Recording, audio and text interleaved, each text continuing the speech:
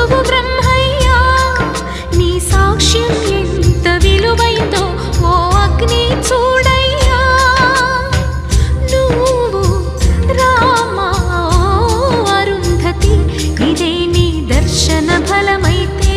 ఎటైనా దాగిపోవమ్మా నిజంగా పెళ్ళికి బలముంటే సూటిగా ఇటు దిగి రావమ్మా పందిరి వేసిన ఆకాశానికి ఇవ్వమ్మా ఆహ్వానం పీటను వేసిన ఈ నేలమ్మకి ఇవ్వమ్మా ఆహ్వానం